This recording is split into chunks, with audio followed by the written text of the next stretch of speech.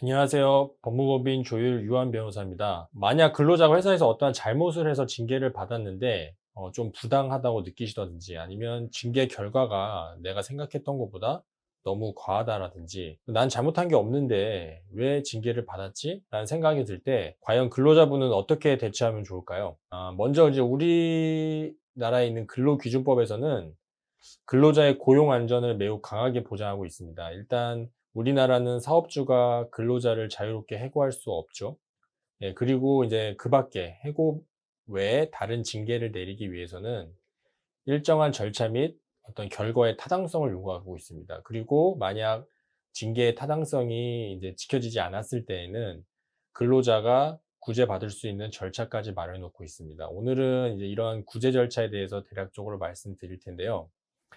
먼저 이제 회사 내에서 징계가 이루어지면 이제 인사위원회가 열리고 그 인사위원회의 결과에 따라 또 재심도 청구하실 수 있습니다. 그래서 그거는 이제 회사 내에서 이루어지는 거고, 오늘은 이제 회사 밖에서 받을 수 있는 구제 절차에 대해서 좀 말씀을 드릴게요. 우선 이제 회사 밖의 절차는 이제 부당 징계, 회사에서 내려진 부당 징계의 취소를 요구하는 일종의 소송을 제기하는 방법이 있습니다.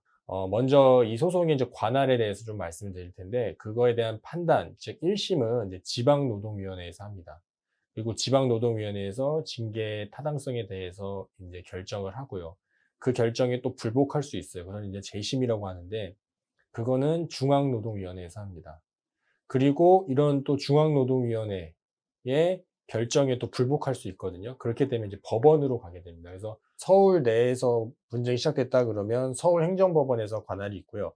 서울 외에 다른 지역은 대표적으로 이제 대전지방법원에 행정소송을 제기하는 겁니다. 그러면 이제 구체적으로 구제 신청서를 이제 지방노동위원회, 이제 보통 줄여서 이제 진노위라고 합니다. 그러면 이제 진노위에 제출을 하면 구제 신청서에는 보통 왜 이 징계가 부당한지에 대한 근로자의 입장을 적게 됩니다. 그러면 이제 구제 신청서가 이제 사측에 넘어가게 되죠. 그러면 사측에서는 저희의 구제 신청서를 보고 답변서가 옵니다. 그러면 저희 노측에서는 다시 그 답변서에 대한 반박 서면을 제출하는 서면 간의 공방이 이루어지고요. 서면 간의 공방이 좀 일정 기간 진행이 되면 이제 진호위에서는 신문기일을 잡습니다. 신문기일에 이제 사측과 노측이 모두 신문기일에 출석을 해서 구두로 그동안 제출된 서면에서 어떠한 주장을 해왔는지 주장과 이유들을 그 신문 당일날 위원들에게 설명하고 설득하는 과정을 거칩니다. 그러면 이제 신문기일이 종료가 되면 그 진호위에 있는 위원들은 이제 그걸 관련된 회의를 하고요. 그 신문이 종료된 당일 저녁 8시경에 그 결과를 문자로 통보해 줍니다. 그리고 나서 이제 결정의 이제 구체적인 이유, 그러니까 결과는 당일날 저녁 8시에 통보가 되고 왜 그런 결정이 내려졌는지에 대한 구체적 이유가 기재된 그 결정서죠. 판정서는 신문 종결로부터 30일 이내에 이제 송달을 해주는 절차로 이루어집니다. 두 번째로 좀 말씀드리고 싶은 거는 이러한 구제 절차를 이제 밟는 데 있어서 '법무법인을 선임할 필요성이 있을까?' 이런 고민을 좀 하실 것 같아요. 근로자분께서는 이제 반드시 뭐 대리인을 선임하실 의무는 없습니다. 앞서 설명드린 구제 절차를 혼자서 진행하실 수 있고 그렇게 해도 뭐 위법 사항은 아니에요. 다만 이제 비전문가인 근로자분이 혼자서 이러한 모든 절차를 진행한다는 건 사실 매우 어렵다고 저는 보이거든요. 이제 가장 큰 어려움은 이제 신문기일날 직접 참석을 하셔서 위원들을 설득을 해야 되는데 그 위원들을 설득하기가 어렵다는 점이 있습니다. 결국 이제 구제를 받으시려면 위원들을 합리적인 이유로 설득을 해야 되는데 이제 위원들은 근로자 편은 아니에요. 이제 객관적인 심판자 입장에서 이 사건을 바라보기 때문에 객관적인 시각에서 왜 이 징계가 부당하다고 생각이 되는지 그리고 어떠한 쟁점이 있습니다. 의문이 되는 점. 이건 사측의 의견도 좀 일리가 있고 사측의 주장도 좀 가능성이 있는데 뭐 이렇게 판단을 할 수가 있거든요. 이걸 근로자 개인이 사건을 진행하시면 아무래도 객관적인 시각에서 사건을 바라보기가 어렵고 아무래도 근로자분은 이제 당사자이시고 피해자시기 때문에 감정적일 수밖에 없습니다. 이렇게 되면 이제 위원들을 설득하는데 제가 볼 때는 좀 어려움이 발생될 수 있고요.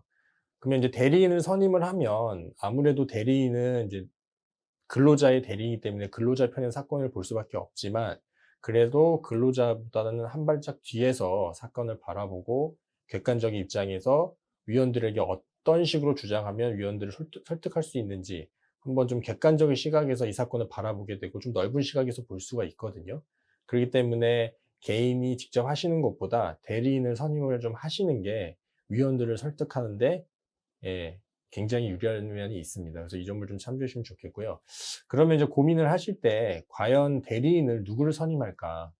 이제 이러한 부당 징계권은 사실 그동안 노무사님, 특히 노무법인에서도 많이 사건을 진행을 하기도 하고 해왔고요. 지금도 하고 많이 하고 있습니다. 근데 요즘에는 이제 변호사님들도 요 부당 징계권에 대해서 많이 변호를 하고 계신데 각각의 장단점은 있습니다. 제가 봤을 때는. 근데 이제 저희는 법무법인이기 때문에 법무법인의 장점을 좀 말씀을 드린다면 그 신문기일에서 어떤 일이 일어나는지를 좀 보시면 좋을 것 같아요. 그 위원이 어떤 식으로 구성이 되려면 이제 근로자위원회 두 분이 오시고요. 그다음에 사용자위원 두 분, 그리고 이제 공익위원이라는 분들이 세 분이 오세요. 뭐 총 7분이 위원들 앞에서 이제 구두 변론을 해야 되는 겁니다. 그래서 이 위원분들이 각자 자기가 궁금한 거를 묻고 대답하는 게 이제 신문기일이 진행이 되는 절차거든요. 그러면 사실상 이게 신문기일이 사실 1시간 정도 이어지고 이게 사실 법원에서 이루어지는 민사재판, 형사재판보다 더 심화된 토론 과정이 이루어지는데 아무래도 이런 부분은 이 재판을 주 업무로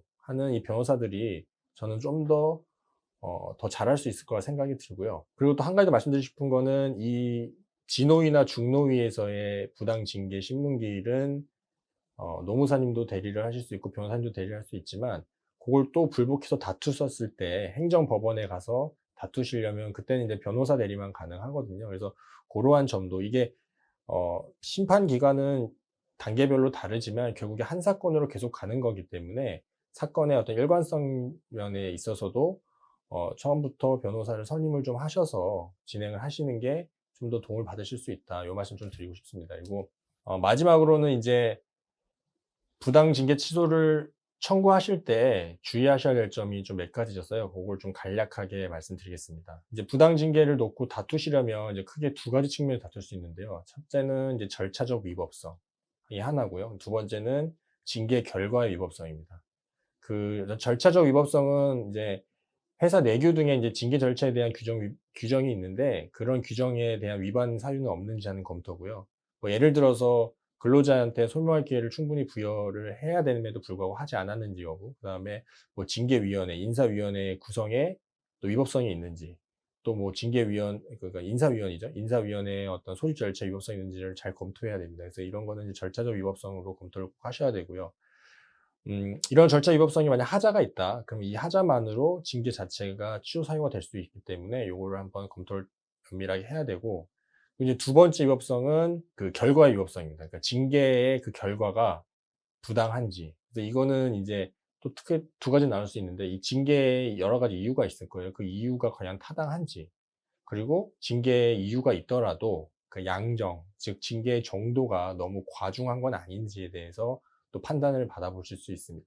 그래서 이 부분이 이제 징계 취소 청구의 핵심인데 이때는 이제 근로자 측에서는 사실 그 징계 이유가 굉장히 부당하다는 점을 적극 주장하셔야 됩니다. 그리고 만약에 설사 이유가 있더라도 내가 받은 징계는 내가 잘못한 거에 비해서 너무 징계 수위가 강하다. 예. 그리고 뭐 이거는 기존에 나하고 유사한 뭐 사건이 있었는데 그때에 비춰봐도 징계의 정도가 너무 세다. 뭐 요런 취지로 적극적으로 주장을 하셔야지만 진호위나 중도위에서 어떠한 구제를 좀 받으실 수 있다고 좀 보이고요. 이런 점을 좀 중점을 두셔서 사건을 진행하시는 거를 좀 제안을 드리겠습니다. 여기까지 이제 부당 징계 취소에 대해서 이야기를 대략적으로 드렸는데요. 이제 제가 속해 있는 이제 법무법인 조율과 함께 하시면 훨씬 더 수월하게 원하는 결과를 얻을 수 있으리라고 말씀을 좀 드리고 싶어요. 왜냐하면 저희 법인은 노무법인하고 좀 연계를 해서 사건을 처리하고 있습니다. 이 부당 징계권에 대해서는. 왜냐하면 제가 사건을 좀 처리하다 보니까 아무래도 이제 노무사님들이 잘 하시는 부분이 분명히 있으세요. 그거는 뭐냐면 회사 내규나 어떤 취업 규칙 등을 이제 노무사님들은 직접 작성에도 참여하시고 그거에 다투는 거에 굉장히 많은 일을 하시기 때문에 그런 절차적 위법성을 판단하시는 데 있어서는 뭐 노무사님들이 좀 경험이 많고, 저희 변호사들은 아무래도 앞에서 말씀드렸다시피 신문 기일에서 당일날 이제 그러한 주장을 정리하고 주장을 어떻게 하면 설득력 있게 관련 증거를 취합하고 사건을 좀 넓은 시각에서 보고 어떤 주장을 하면 좋을지에 대한 그런 거가 좀 변호사들한테는 장점이 있어서 저희는 이 부당징계권에 대해서는 노무법인하고 좀 같이 일을 하고 있습니다. 그래서 만약에 이 근로자분께서 만약 부당징계 좀 다투고 싶다라고 하시면 이 영상을 좀 보시고 도움을 받으셨으면 좋겠습니다. 오늘은 근로자가 다툴 수 있는 부당징계에 대한 어떤 구제 절차와 대략적인 내용에 대해서 설명을 드렸는데요. 또 추가로 궁금하신 점이 있으시면 이 화면 밑에 있는 연락처나 혹은 이 영상 설명란에 있는 연락처로 상담 문의를 주시면 정성껏 도와드리겠습니다. 지금까지 법무법인 조율의 유한 변호사였습니다. 감사합니다.